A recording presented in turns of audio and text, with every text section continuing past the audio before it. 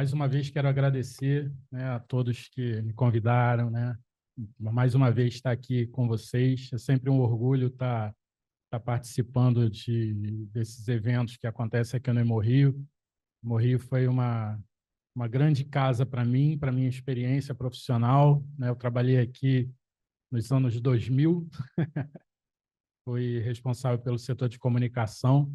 Então é muito legal reencontrar sempre tanta gente aqui, Soninha, Ana Mac, né? É sempre muito bom reencontrar todos. Foi um período muito gratificante poder trabalhar aqui. E depois eu fui para alcançar, né, outros objetivos, mas eu sempre continuei, quem sabe, né? Todo mundo que me conhece sabe que eu estou sempre por aqui e sempre vou ser muito grato e participo com o maior prazer. Hoje a gente vai falar, né, de um tema meio espinhoso, né? Porque assim a gente fala muito dessa questão de rede social, de mídias sociais, sempre com isso está presente, na verdade, na nossa vida, né? As redes sociais elas estão presentes desde sempre. Então, o uso da tecnologia, desde da entrada, né, da internet, da criação da internet aqui no Brasil, a gente sempre esteve muito envolvido com isso. Para vocês terem uma ideia, por exemplo, quando eu me formei em jornalismo, isso foi em 98, ainda não existia internet aqui no Brasil. Então, eu peguei aquele híbrido, né? Eu tive que, na verdade, reaprender a mexer, né, no computador. E eu lembro muito bem que quando eu acabei me formando, eu me formei ainda com máquina de datilografia, isso em 98. Sim, em 99 já estava entrando aqui a internet, no ano 2000 entraram de vez, mas o Brasil, ele sempre teve, mesmo antes da chegada da internet, a gente sempre teve muito envolvido no que a gente chama hoje de mídia social, que na verdade é o meio. Mídia quer dizer meio, meio social. E muito antes da chegada da internet, a gente já se comunicava formando grupos, né, através do próprio telefone, né? Então tinham turmas, né, que se encontravam quem é dos anos 80 lembra disso, que tinha chamadas turma da linha cruzada telefônica, que era uma rede de linhas cruzadas e as pessoas se comunicavam a partir dessas linhas cruzadas. Isso ali, eu sempre digo que ali foi a primeira rede social que existiu aqui no Brasil. A turma da linha cruzada, na década de 80, foi a primeira rede social. E depois a gente foi se aperfeiçoando com a chegada da internet, isso, né, bombou. Então, aqui eu sou Marcos, né, jornalista, além de jornalista, antes de fazer jornalismo, eu fiz cinema também sou cineasta, e eu sempre também gosto muito de falar sobre isso, porque o cinema e a comunicação estão muito entrelaçados. Eu hoje também continuo aqui, apesar, hoje eu continuo trabalhando, de certa forma, como um consultor aqui pela Fundação Pro Hemorrio, né? Aqui fazendo 35 anos esse ano. E a gente vai começar aí falando, né? Quando a gente fala de mídias sociais, olha esse universo todo, né?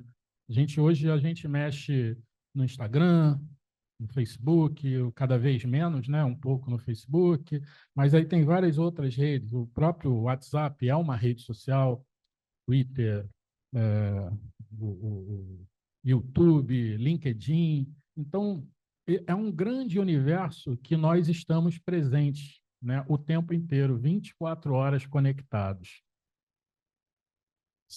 Não sei se vocês lembram dessa rede. Alguém lembra? Na verdade, essa rede ela foi criada em 2004. Lembra que eu falei para vocês que é, a internet chegou aqui em 1999 para 2000, e aí até a entrada do Orkut, que é considerada, na verdade, a primeira rede social no que a gente denomina rede social hoje em dia, né? Foi com ele. O Orkut foi uma rede bombástica aqui no Brasil, e ela só deu certo em 2 países no mundo. Brasil e Índia foram os dois países onde o Orkut funcionou muito bem. Na verdade, começou na Índia e aí veio para o Brasil e bombou. Tanto que eles tiveram que criar um escritório aqui no Brasil para poder comercializar, entender melhor a dinâmica social que existia dentro do Orkut. E o Orkut tinha umas curiosidades, tinha umas coisas muito interessantes quando a gente fala sobre rede social. Não sei se a grande maioria daqui teve acesso ao Orkut na época, porque eu estou vendo muitos rostinhos muito novinhos, né? Então acho que não tinham nem idade para isso. Mas o Orkut, quando foi iniciado pela primeira vez, ele só permitia o uso de 12 fotos. Você só podia postar 12 fotos na sua galeria. Hoje isso é uma coisa absurda, né? O Instagram tem aí milhares de fotos, mas o Orkut só permitia 12. E você você para entrar nessa rede, você tinha que ser convidado, não era uma coisa livre. Você tinha que ser convidado por alguém. E geralmente esse alguém era um amigo muito especial seu, que ele só tinha 6 convites para mandar. Então, geralmente, essa pessoa, quando recebia esse convite, ela ficava super feliz, falava assim: Meu Deus, eu ganhei um convite para entrar no Orkut. E aí você tinha como categorizar. Eu não sei se daqui dá para. Aqui não, porque isso aqui é uma comunidade, né? Tinha várias comunidades interessantes ali. E aí, na página do Orkut, você categorizava os seus amigos como melhores amigos, tinha um coraçãozinho. Não me lembro, tinha sexy também, tinha umas coisas assim. Tinha umas categorizações. E os melhores amigos geralmente estavam categorizados dentro desse espaço de quem, na verdade, conseguiu com que você entrasse. Então, era uma forma quase que de gratidão ali por você. Opa, que bom eu entrei aqui nessa rede porque o meu amigo me convidou. Então, a gente conseguia categorizar. E o Orkut tinha uma parada muito interessante que eram essas comunidades, né? Muito melhor do que o Facebook. Muito melhor. O Orkut não é saudosismo, não. É porque realmente tinha uma organização de comunidades que dava muito certo. Então, eu, por exemplo, consegui encontrar vários amigos, por exemplo, dentro dessa rede do Orkut que estavam sumidos há 15 anos, 20 anos. E eu conseguia encontrar pelas comunidades. Comunidade de um colégio do primário que você estudou, da primeiro, né? Aí eu ia lá no colégio, aí tinha lá as pessoas, caramba, encontrei meu amigo que estudou comigo aqui quando era criança. Eu encontrei muita gente da minha infância pelo Orkut. Isso era muito legal por conta dessas questões de comunidade. Então, o Orkut, né, eu geralmente classifico aí como a segunda rede social depois da turma da linha cruzada, o Orkut.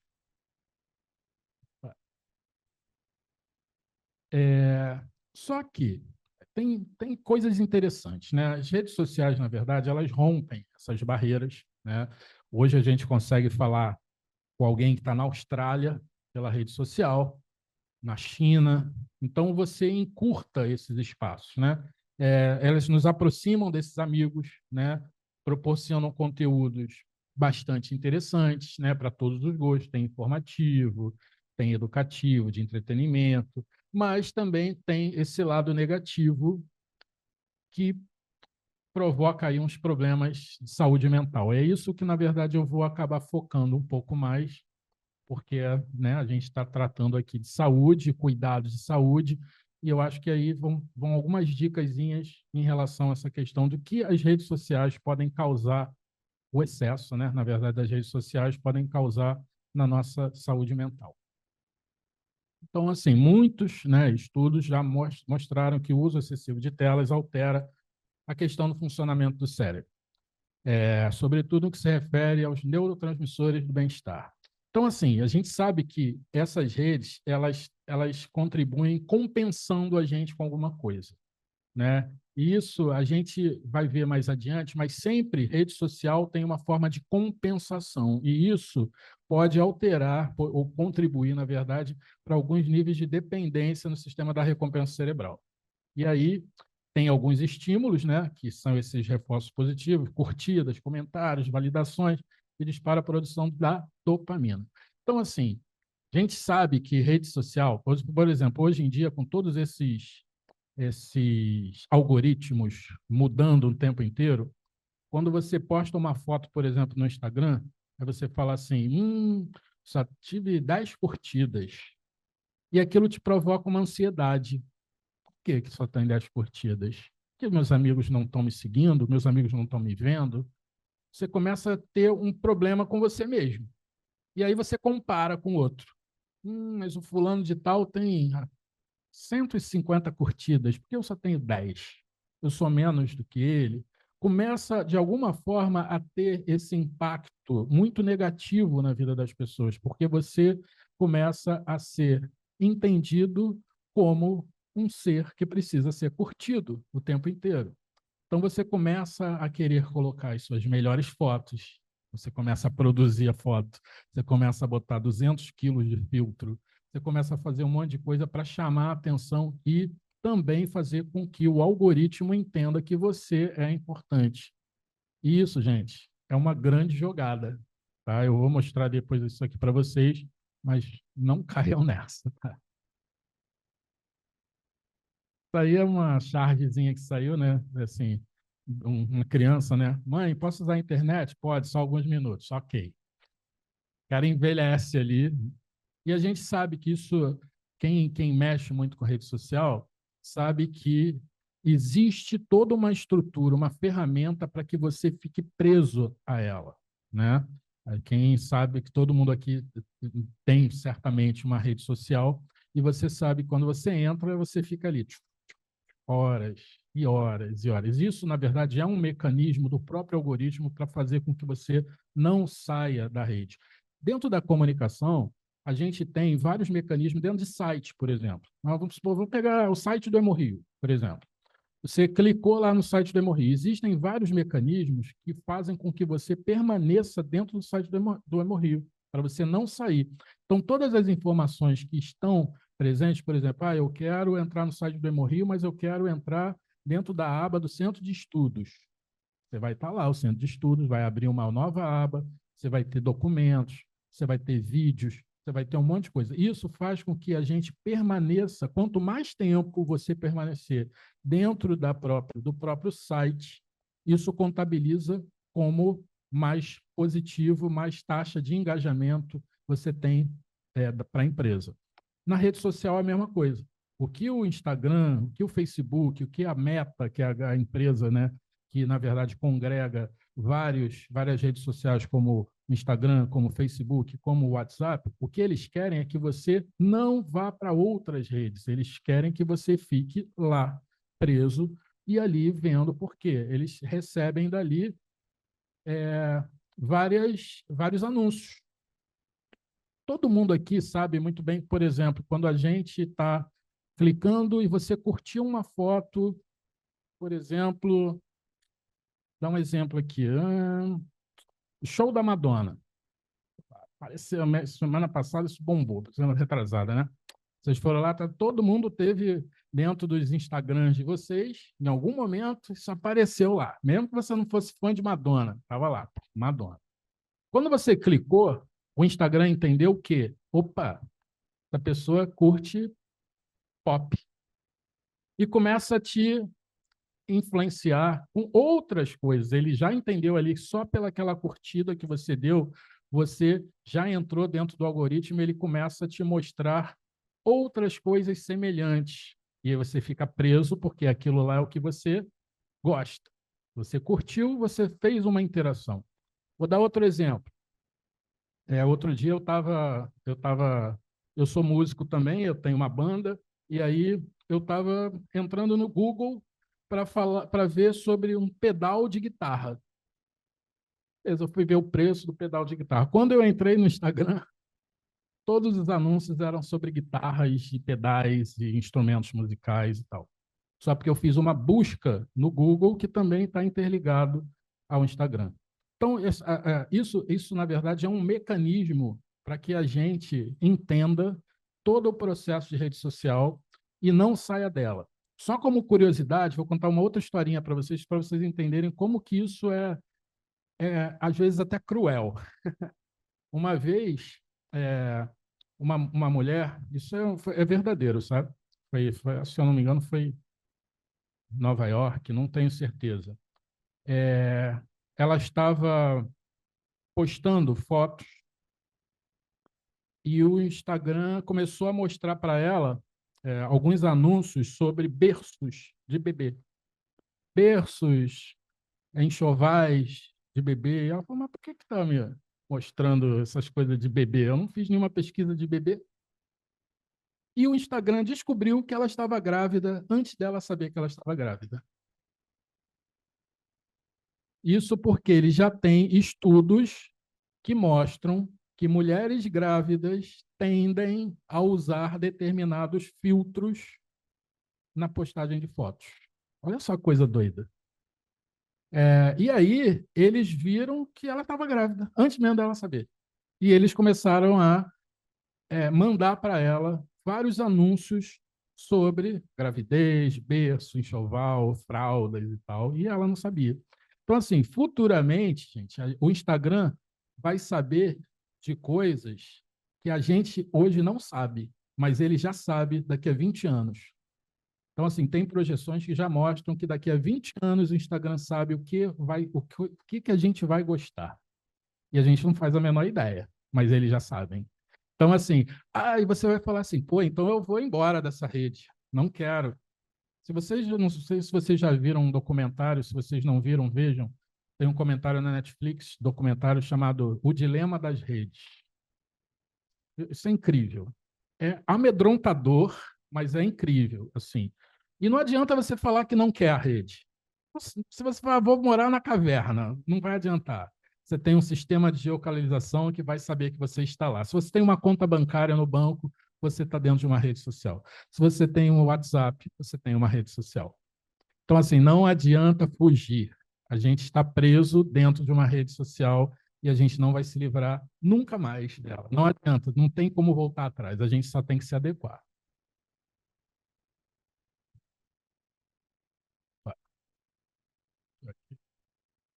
Então, existem alguns impactos, e esses impactos negativos a gente vai falar aqui. Uma, né? Quem é que na hora de dormir não fica assim, né? Leva o celular para a cama e fica ali. Tá, tá, tá. Então, danos ao sono, né?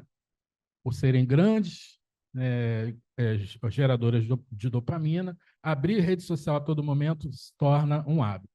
Mais do que isso, elas geram medo de estar perdendo algo. Então, quando a gente leva o celular para a cama, a gente acha que o período que você vai dormir às 8 horas, você vai ficar off. E vai ficar off. Só que é o medo de você perder alguma informação. Isso é muito louco, porque muitas vezes acontece algum evento, morreu fulano de tal, você quer ser o primeiro a saber e passar isso para os grupos do WhatsApp. Fulano de tal morreu, mas por quê? Você está ali ligado, vendo aquela movimentação para você dar o furo. Isso, eu falo essa coisa de dar o furo de reportagem, na verdade, um jargão jornalístico. Mas, na verdade, hoje todo mundo quer ser o jornalista de querer dar o furo antes. Porque o dar o furo era quem colocava aquela matéria primeiro no jornal. Isso é uma gíria, né, jornalística. Então, para quem é jornalista, isso era o que a gente tinha que correr atrás. Eu preciso ser o primeiro a dar o furo, a informar, primeiramente, que eu fui o cara que conseguiu dar a informação. Hoje, gente, dentro de uma rede social, todo mundo virou jornalista, todo mundo virou designer, todo mundo virou publicitário. Então, o dar o furo de dar essa informação virou uma coisa assim, uma corrida, né? Então, antes de dormir, uma rápida consulta ali, gente, super normal. Mas já tem gente que fica ali horas e horas e horas e perde toda a noite de sono vendo o que está acontecendo no Instagram. E a própria tela também tem essa participação, porque tem essa emissão da tela azul, né? Já que o cérebro ele não entende que é noite, ele começa a ver que aquilo lá é dia, ou seja, ele troca a informação e ele acha que está de dia e você vai ficar com insônia, você vai perder o sono.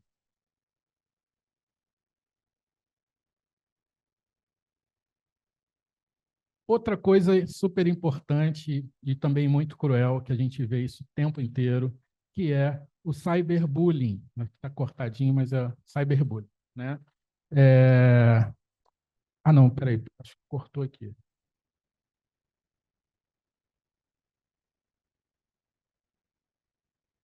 Não. Enfim, mas aquela tela ali, eu acho que depois ficou faltando uma partezinha.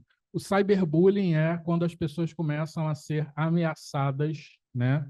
Isso principalmente crianças e adolescentes são ameaçadas por outras pessoas dentro da rede social. Isso a gente tem visto muito em colégios, em escolas, e as pessoas se sentem frustradas por não estarem dentro desses grupos específicos. Isso a gente já viu, assim, enfim, isso constantemente a gente tem visto essa informação. Então, é muito importante que a gente fique sempre de olho, principalmente em crianças e adolescentes, essa questão do bullying cibernético, né? Que está cada vez mais crescente.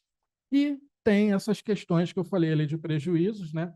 Que é o funcionamento de recompensa, eles elevam essa questão do imediatismo. Então, assim, você sente, primeiro, vontade de comprar o que você não quer comprar. Você chegou um negócio, opa, eu preciso. Não, você não precisa daquilo, mas você se sente tão impactado com aquela informação, e eu falo assim, que as empresas de comunicação e marketing, o marketing ele é feito justamente para que você compre alguma coisa que você não precisa daquilo. Você não faz a menor, você não precisa mesmo daquilo.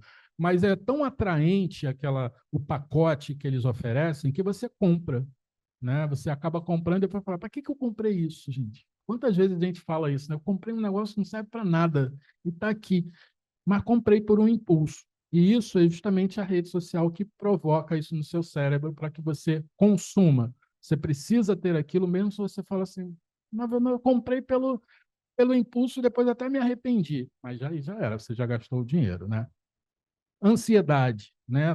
Eles também elevam o risco de desenvolver transtorno de ansiedade, tanto pelo excesso de estímulo, como para comparação com pessoas, até mesmo pelos prejuízos do ciclo do sono. Quem é que aqui sempre não vê uma foto e aí, tô mais gordinha, vou precisar fazer uma dieta? Não, gente, não tá, porque dentro de lá, eles colocam padrões que você se sente mal porque você não está assim, entendeu? Então, a questão da aceitação ali também é algo que também é muito impactante, porque geralmente você só coloca ali dentro da rede social a sua melhor maneira, né? Seu melhor ângulo, sua melhor foto, seu melhor luz, a sua melhor luz.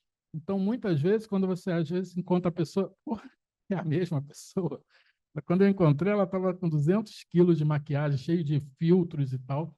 Mas isso é o que a gente mostra. A gente precisa mostrar dentro da rede social uma coisa que é o melhor da gente. Olha o marketing aí de novo, né? É marketing, só que é um marketing pessoal nosso. E aí, quando você tem ali zero amigos, zero curtidas, zero comentários, aí você entra num processo de depressão, porque você acha assim, meu Deus, por que ninguém está aqui comigo dentro da rede? Lembrando, gente, que existe um mundo lá fora, né?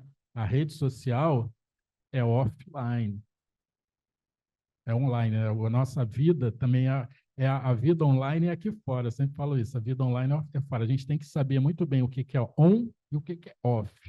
Então, a gente também tem que saber a hora certa de apertar o botão e sair de lá, porque se isso começa a ter algum prejuízo mental, a gente tem que procurar ajuda.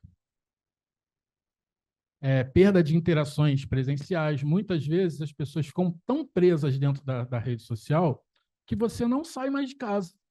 A gente tem isso eu noto muito, porque por exemplo, tenho um grupo de amigos que a gente se encontra todo ano há pelo menos uns 30 anos. E aí, sempre a gente faz amigo oculto e tal, não sei o quê. E aí, depois da pandemia, por exemplo, quando a gente obrigatoriamente teve que ficar em casa, as pessoas ficaram mais preguiçosas assim, de sair na rua. Não, vamos nos encontrar de forma online? Eu falo, não, não vamos fazer isso. Mas isso ficou muito comum, porque na pandemia a gente fazia isso, né? Eu fiz um monte de live, eu fiz entrevistas, e foi muito legal, porque foi um período que a gente precisava ter o contato com outras pessoas, mas a gente não podia ter elas aqui como a gente está agora. Então, o período das lives, por exemplo, foi um período muito interessante, porque a gente tinha esse contato que parecia o elo perdido, né? Então, era ali você encontrava teu amigo. Então, a maneira que a gente encontrou naquele período foi de estar mais próximo fazendo as lives. Que bom que as lives existiram.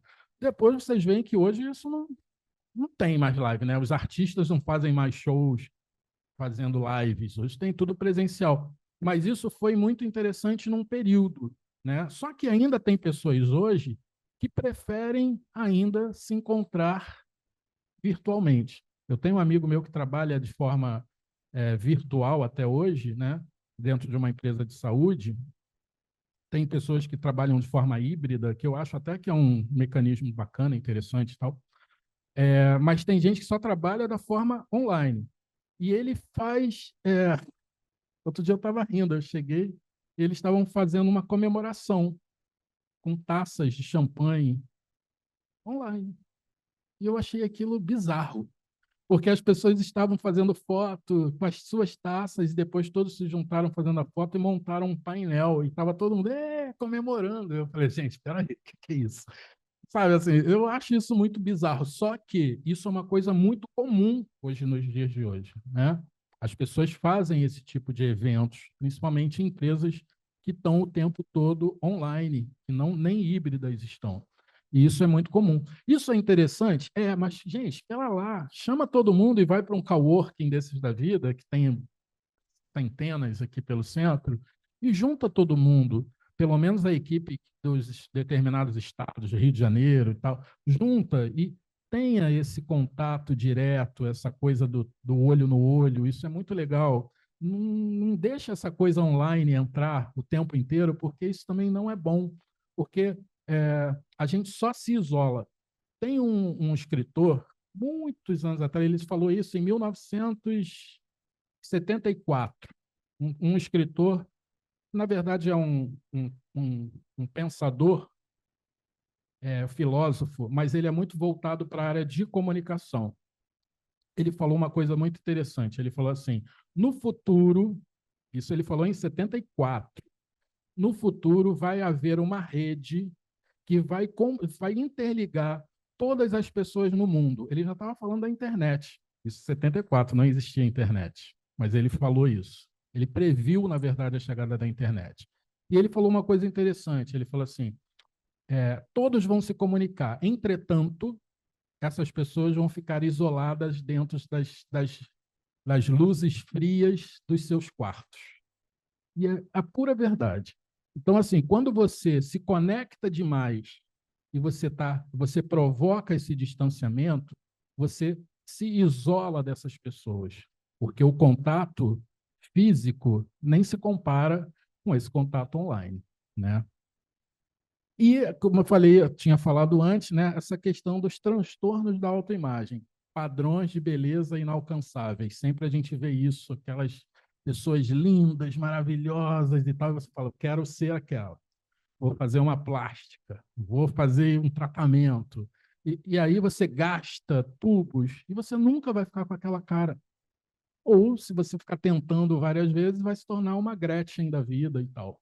Mas, assim, você nunca vai conseguir ficar exatamente igual, porque cada um é um, gente. Todo mundo tem uma singularidade. Mas as redes sociais, elas provocam essa, essa, essas fotos, eles têm essas fotos que eu até coloquei aqui, super editadas, né? Se você encontrar aquelas modelos, vocês vão ver que elas não são nada daquilo. Aquilo lá já é produzido para que elas fiquem daquela forma, super longilíneas, estica a perna, bota o braço, faz um blur aqui, tira a cicatriz, tira a espinha, e aí, quando você vai ver, está tudo super editado, e quando você vai encontrar, não é aquilo. Mas ele faz acreditar que aquela pessoa é real e que você tem que ficar igual a ela. E aí é isso, né? Ela, fora da rede social, é uma coisa, dentro da rede social é outra coisa. Todo mundo só se mostra dentro da rede social, gente, a sua melhor parte, né? Eu sempre digo assim, tem uma amiga minha que é psicóloga e ela fala uma coisa bem interessante. Ela fala assim, Marcos, a moeda sempre tem dois lados, tem uma cara e uma coroa. Você só mostra o lado que você quer. Ninguém aqui vai mostrar para todo mundo os dois lados da moeda. A não ser se você tem um amigo que é super confidente seu, às vezes esse amigo, às vezes você é casado, né? E o teu marido, tua esposa não conhecem esse outro lado da moeda. E muitas vezes um amigo seu conhece. Ele sabe esse lado que é obscuro, esse lado que você não quer mostrar, mas às vezes seu amigo sabe disso. Aí, às vezes, a pessoa que você convive ali não sabe. E eu acho que ela até falou uma coisa interessante. Ela falou assim: você não, você só mostra se você quiser. Ou então para uma pessoa que você quer ser um confidente. Não necessariamente o confidente é seu marido, é sua esposa. Estou falando uma coisa que foi falada por uma psicóloga mesmo, tá? E aí, na rede social é a mesma coisa, você só mostra um lado, você não mostra os dois lados. Porque hoje em dia aconteceu, quando as pessoas ousam em contar alguma coisa que acha que isso, será que eu conto? Será que eu não conto? Aí você fica, vou perder seguidores. E a perda de seguidores, isso pode ser também cruel. A gente viu recentemente, caso com quem? Com a Anitta, né? Anteontem. A Anitta foi fazer a gravação de um clipe e, por ela ser da região candomblé, ela perdeu 300 mil seguidores em um dia, porque ela fez várias fotos com o pai de santo, falando na questão da religiosidade dela. Ou seja, existe toda uma questão dentro da rede social que provoca essa não inserção dentro da diversidade. Então, assim, ela poderia não ter falado nada, né? Ela poderia ter escondido isso, mas ela falou: não, eu vou falar, porque faz parte da questão religiosa, e eu vou falar. E ela até brincou, ela falou assim: eu sou do candomblé, mas eu tenho um terço aqui na minha bolsa, eu rezo, minha mãe é católica. Então, essa questão da diversidade, muitas vezes, hoje em dia, gera, inclusive, uma questão de ódio, e que a gente também tem que tomar muito cuidado. Volta e meia, eu sou atacado dentro das redes sociais também, porque eu entro em grupo de discussão, se eu não concordo com o negócio, eu vou lá e fico falando até o final. E uma vez eu falei, algumas semanas atrás, eu falei sobre um tema que também é bem espinhoso, mas eu não falei, não vou ficar calado, porque tinha uma jornalista que falou sobre uma questão. Quando eu fiz o mestrado, eu fiz um trabalho sobre AIDS lá na Fiocruz. É um trabalho muito legal, muito bacana. E aí a gente fez com vários grupos de casais, por exemplo, sorodiscordantes, que um, por exemplo, tem o vírus e o outro não tem. Mas se a pessoa, por exemplo, está fazendo uso de medicamento constante, essa pessoa que toma os, os, os coquetéis, né, as medicações, durante um período, ela não transmite mais o vírus. Isso é provado. Então, tem vários outros medicamentos, como hoje tem PrEP, tem outros medicamentos que não transmitem mais HIV. As pessoas podem, inclusive, ter filhos, podem engravidar. E aí a jornalista falou uma bobagem tamanha, porque a pessoa falou que alguém não contou, por exemplo, que era soropositivo e tal. E aí a jornalista falou assim: se ele não contou é porque ele é um safado. Tem que contar. Tem que terminar com essa pessoa. É assim, gente, mas se ele faz um tratamento e se ele está saudável, ele conta se ele quiser. Assim, primeiro que era o início de um relacionamento, e então, assim, obrigatoriamente ele não tem que falar. Assim, só vai falar se ele está a fim de falar. E aí eu falei, até eu comentei isso, falei assim: olha, você está equivocada. Falei para a jornalista: você está equivocada. Acho que você tem que estudar um pouquinho mais sobre essa questão dessas medicações, sobre tratamentos de soro discordantes, sobre pessoas que vivem com o vírus e tal. E aí, nossa, aí vocês já viram a enxurrada que veio em cima de mim, né? Achando que eu estava errado. Eu falei: não, não estou errado. E eu fui até o final colocando artigos científicos e tal, não sei o quê. Mas existe toda uma questão de desinformação dentro da rede. Se você não tiver embasado cientificamente, você é apedrejado. E olha que as pessoas falavam coisas absurdas. É porque eu sou super tranquilo, não tenho problema nenhum com isso. Mas assim, mas e uma pessoa que não está preparada para isso? E uma pessoa que, por exemplo, sofre de obesidade, como tem várias influências, tem uma influência, por exemplo, acho que é a Thaís Carla, se alguém não a segue, Ela é uma pessoa, é uma mulher obesa que é atacada assim absurdamente dentro da rede social. E eu acho aquilo cruel com a pessoa. É muito cruel.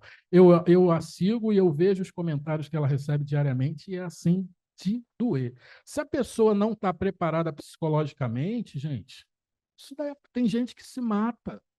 Conheço várias pessoas que se mataram porque receberam críticas absurdas dentro de rede social. Teve uma transexual, um rapaz transexual ano passado, do guarda, polícia militar, que se matou por causa de ataques dentro de rede social. Então, assim, é muito importante que as pessoas também tomem muito cuidado com o que elas falam dentro de rede social, porque isso é muito sério. Você está atacando, é sempre se colocando no lugar do outro. Você gostaria de receber isso?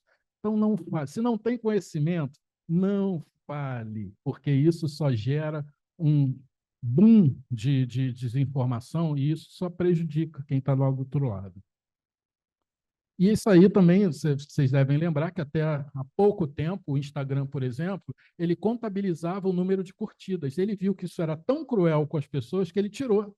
Hoje vocês tem gente que pode até manter ou não, mas ele te deu a escolha de você querer manter ou não, porque as pessoas ficavam surtadas porque não tinham tantas curtidas assim, mas não é porque as pessoas não estavam curtindo, é porque o algoritmo não mostrava para os amigos que ela estava ali. A rede social ela tem um cálculo que geralmente mostra de 15 a 20% dos seus amigos veem o que você posta. E se você tem uma rede social que você tem 1.000 amigos, só 150, 15 pessoas vão ver. Entendeu? Então, assim, é muito. Esse cálculo é feito de uma forma para justamente você ficar ali, colocando informação, colocando postagens e tal. Mas não se liguem nessa questão do número, porque isso é calculado de uma forma para que você, o tempo todo, fique postando. Porque se você não posta, não tem engajamento. E aqui é interessante, assim, um estudo feito na Inglaterra com meninas de 16 a 25 anos teve resultados preocupantes em relação ao tempo de uso quando o assunto é selfie. Todo mundo hoje tira selfie, né? A gente está lá tirando e tal. E que engraçado que a rede, o telefone, ele não foi criado para isso. Tá? Tanto que a foto muitas vezes sai ao contrário e tal, você tem que desvirar e tal. Não foi feito dessa forma. Só que todo mundo achou que é interessante você se olhar e você produzir essa própria foto. E aí, segundo esses estudos, elas permanecem 5 horas por semana fazendo selfie, que dá uma média de 48 minutos de dia, e a cada 7 selfies, elas escolhem uma que julgam a selfie perfeita. E aí revela essa questão da tendência do tempo gasto com autopromoção pela necessidade constante de aprovação. Cara, olha os números, eles são absurdos. Você gasta aí 5 horas por semana fazendo selfie, esse grupo a gente vê isso muitas, né? Às vezes você está na rua, do nada vem aquelas meninas lá e fazendo bico. E assim, mas isso virou uma tendência, isso é normal.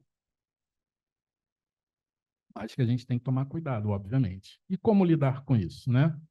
Então, para evitar, né, esses impactos, a gente que surgem, né, na verdade, com essa relação entre redes sociais e saúde mental, é importante usar de forma saudável. Fazendo uma curadoria, né, mantendo em suas redes apenas páginas de pessoas que vocês acham que tragam algumas sensações de leveza para você, porque às vezes você segue umas pessoas e fala assim, gente, por que eu estou seguindo essa pessoa? A gente já vê isso, essa pessoa não interage em nada, só posta bobagem. Às vezes a gente não faz essa limpa. Façam a limpa, gente. Porque, assim, se as pessoas não estão interagindo com você e elas só falam coisas absurdas, vocês não precisam ficar vendo isso. Tira ela da vida de vocês.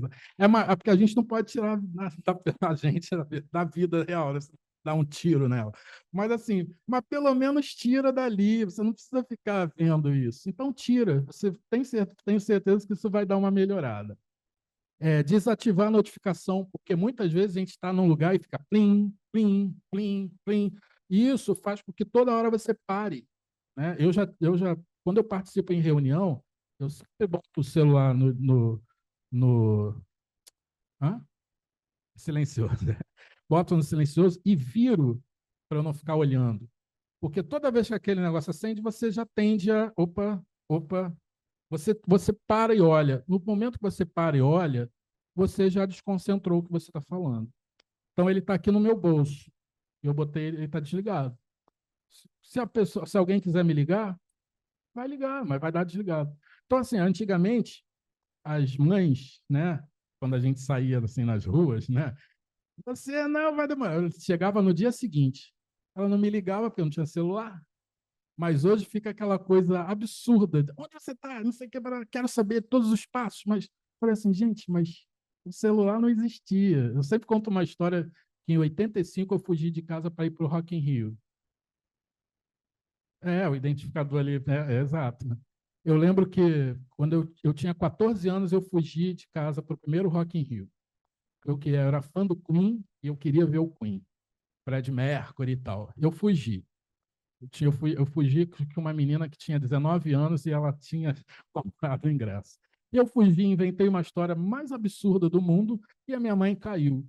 Só que isso foi, gente, foi em 1985, não existia celular, não existia nada. A Barra da Tijuca era um mato, não tinha nada ali, nada. Só tinha o Barra Shopping e mato.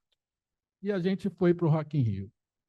E quando eu, quando eu cheguei lá, eu me perdi da minha amiga. Eu não sabia como voltar para casa.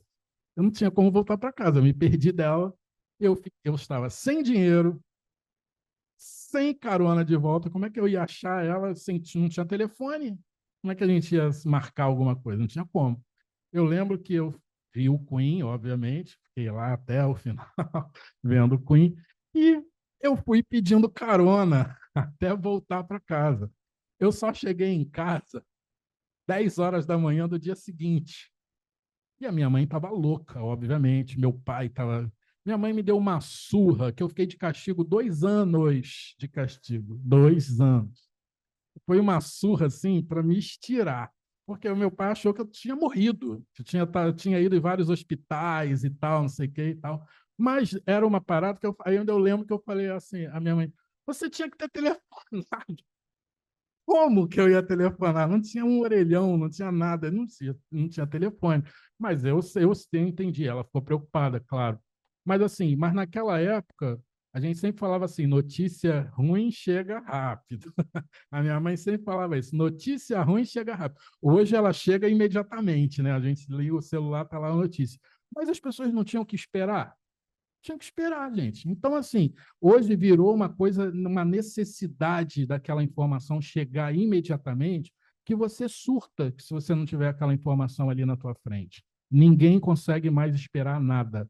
Tem um outro filósofo que eu sempre falo, esse é um filósofo mais contemporâneo, chamado Bauman, que é um senhorzinho, ele morreu já tem uns 2 anos. E ele fala muito sobre essa questão de tempo líquido. Ele tem uma série de livros que fala sobre modernidade, amor, consumo, tudo líquido, tudo hoje escorre pela nossa mão.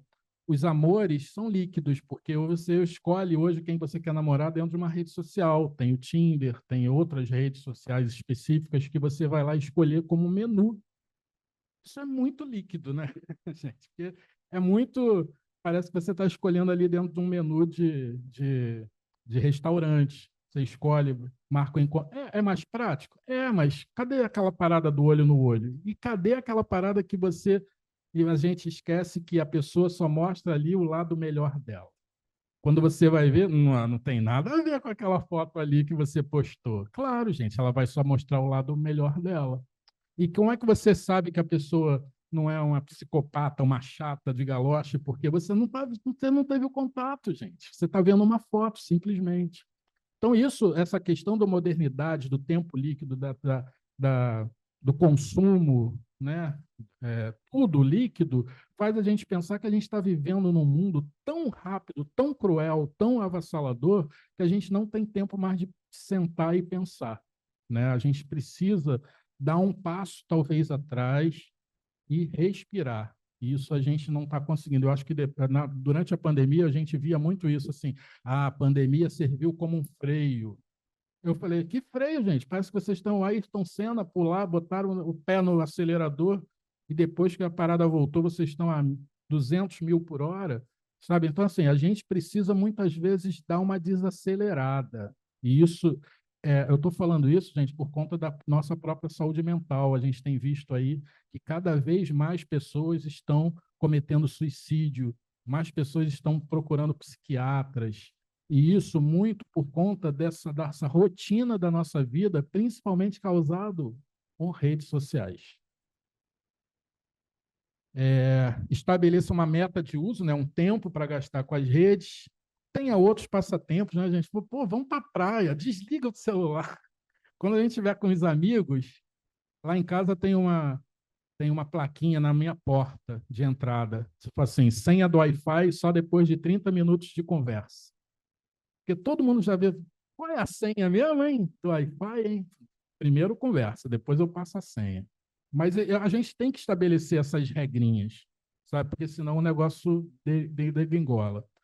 Foque na vida presencial, né? Quando estiver conversando, quando assistir um filme.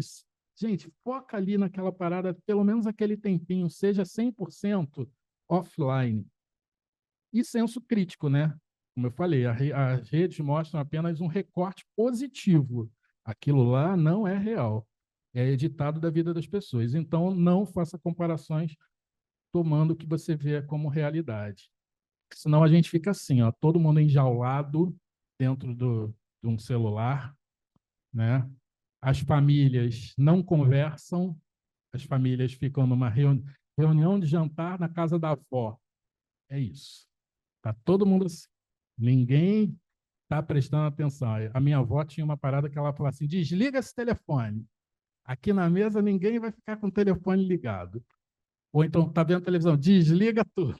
A minha avó era dura. E a gente entendia que, na verdade, a gente precisa se desconectar para se reconectar. A gente desconecta do mundo virtual para se conectar novamente com o mundo físico.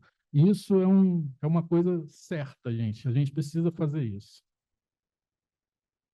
E aí, essa aqui é uma de onde eu tirei algumas informações. E é isso, gente. Obrigado.